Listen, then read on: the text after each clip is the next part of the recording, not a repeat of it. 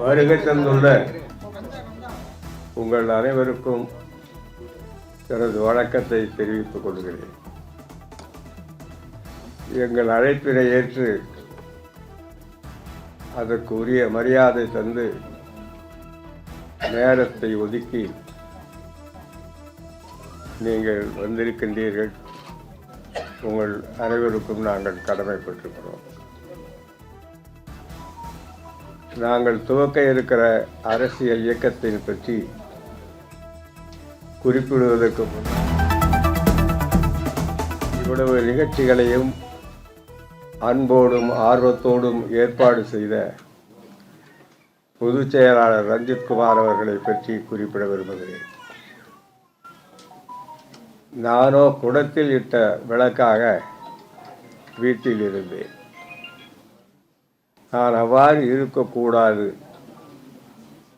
என்னுடைய அறிவோ அனுபவமோ ஏதேனும் நான் பெற்றிருந்தேனே, ஆனால் அது நாட்டிற்கும் பயன்பட வேண்டும் என்கின்ற நல்ல எண்ணத்தோடு என்னை அணுகி என்று சொல்ல மாட்டேன், நச்சரித்து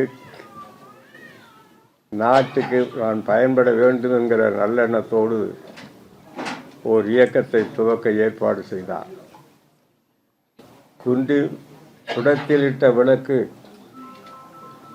குன்றில் இடப்பட்டிருக்க ஏற்றிய விளக்காக மாறியிருக்கிறது என்றால் அதற்கு அவருடைய ஓயாத உழைப்பும் உற்சாகமும் கிட்டத்தட்ட ஓராண்டுக்கு மேலாக ஆற்றிய அரும்படியும் முயற்சியும் காரணமாகும். அவருக்கு நான் என் நன்றியை செலுத்த விரும்புகிறேன். அரசியல் இயக்கத்தையே துவக்க வேண்டும் என்கின்ற அவசியம் பற்றி நான் சில பல நல்ல கருத்துக்களை ஏற்கனவே எழுத்து மூலமாக வடித்து வைத்திருக்கிறேன். அவற்றை உங்களுக்கு நகலெடுத்து நான் தர இருக்கின்றேன். ஆனால் முக்கிய சில கூறுகளை மட்டும் எடுத்து சொல்லலாம் என்று விரும்புகிறேன். இன்றைய அரசியல் உலகத்தில் ஒரு புறத்தில் அடையாள அரசியலும் மறுபுறத்தில் கொள்கை அரசியலுமாக உலகத்தையே சுற்றி கொண்டிருக்கிறது. ஏன் சூறாவளி போல் அடித்து கொண்டிருக்கிறது. இந்த சூழ்நிலையில் நாம் என்ன செய்ய வேண்டும் என்று கருதுகிற பொழுது நாம் ஒரு புதிய சமுதாயத்தை, எல்லோருக்கும் வாய்ப்பளிக்கக்கூடிய ஒரு சமுதாயத்தை, பிறப்பின் காரணமாக எந்த காரணத்தை கொண்டும் புறக்கணிக்க கூடாது என்கின்ற நோக்கத்தோடு திறமை பெற்றிருக்கிற அனைவருக்கும் வாய்ப்பு கிடைக்க வேண்டும் என்கின்ற எண்ணத்தோடு ஒரு புதிய சமுதாயத்தை உருவாக்குவது இந்த அரசியல் இயக்கத்தின் குறிக்கோளாகும். ஆங்கிலத்திலே சொல்லப்போனால் just society ensuring equal opportunities for all. திறமை இருந்தும் வாய்ப்பு இல்லாமல் போய்விடக்கூடாது. நான் பிராமணராக பிறந்ததினால் இந்த பேராசிரியர் வேலை கிடைக்கவில்லை. நான் முஸ்லீமாக பிறந்ததினால் எனக்கு இந்த சூப்பரண்ட் வேலை கிடைக்கவில்லை. பட்டியல் இனத்திலே பிறந்ததினால் எனக்கு சப் இன்ஸ்பெக்டர் வேலை கிடைக்கவில்லை. இஸ்லாமியராக பிறந்ததினால் எனக்கு ஆசிரியர் வேலை கிடைக்கவில்லை.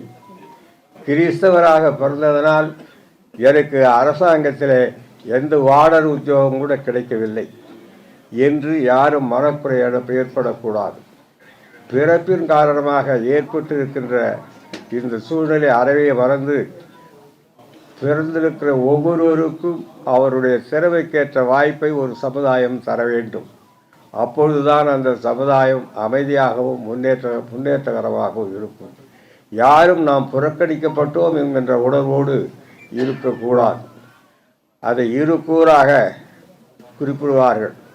ஒன்று ஃபார்மல் ஈக்குவாலிட்டி, இன்னொன்று சப்ஸ்டான்ஷியல் ஈக்குவாலிட்டி. ஃபார்மல் ஈக்குவாலிட்டி என்பது ஜாதி, மதம், இனம், மொழி என்று பிறப்பினால் ஏற்படுவது. அதற்கு நாம் பொறுப்பல்ல. நாம் எங்கே போய் பிறக்கப் போகிறோம் என்பது நமக்கு தெரியாது. ஆகையினாலே நாம் பிறந்ததன் காரணமாகவே நாம் சில பல கஷ்டங்களுக்கோ அல்லது வாய்ப்பின்மைக்கோ ஆளாகக்கூடாது. அது ஃபார்மல் ஈக்குவாலிட்டி. இன்னொன்று சப்ஸ்டான்ஷியல் ஈக்குவாலிட்டி. போட்டியிடுகிற வாய்ப்பு கிடைத்தால் மட்டும் போராது, போட்டியிடுகிற தகுதியும் வேண்டும். இப்பொழுது ஆர்டிஓவாகவோ அல்லது டிப்டி கலெக்டராகவோ 100 இடம் இருக்கிறது என்று வைத்துக்கொண்டால், அந்த 100 இடத்துல பட்டியல் இனத்தவரும் போட்டியிடுகின்ற அளவுக்கு அவருடைய தகுதியை நாம் வளர்க்க வேண்டும்.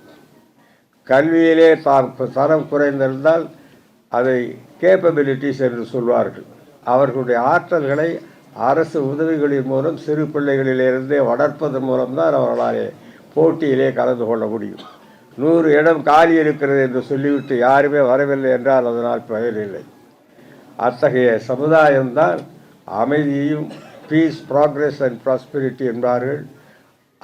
அதை நோக்கி செல்ல வேண்டிய ஒரு கட்டாயத்திலே நாம் இருக்கிறோம். அதற்கு நியூ சொசைட்டி என்று சொல்ல, இதற்கு அடையாள அரசியல் சரியாக வராது. என் அனுபவத்தை சொல்வேன் என்றால், சம வாய்ப்பு கேட்ட காரணத்தினாலேயே இலங்கையிலே தமிழ் மக்கள் இனப்படுகொலைக்கு ஆளானார். அவர்கள் என்ன குற்றம் செய்தார்கள்? சிங்களவர்களைப் போல எங்களுக்கும் படிப்பிலே இடம் வேண்டும், சிங்களவர்களைப் போல எங்களுக்கும் குடியுரிமை வேண்டும், சிங்களவர்களைப் போல நாங்களும் அரசு வேலைகளிலே சேர வேண்டும், சிங்களவர்களைப் போல எங்கள் மொழியும் ஆட்சி மொழியாக இருக்க வேண்டும். எவ்வாறு அவர்கள் புத்த மதத்தை பேணுகிறார்களோ அதே வாய்ப்பு இந்து மதத்தைச் சேர்ந்த எங்களுக்கும் இருக்க வேண்டும். சம வாய்ப்பு கேட்ட காரணத்தினாலே இனப்படுகொலைக்கு ஆளானார்கள். சரி, இனப்படுகொலை செய்தவர்கள் என்ன ஆனார்கள்? அவர்களும் அழிந்து போனார்கள். இலங்கை என்ன ஆயிற்று? திவால் ஆயிற்று.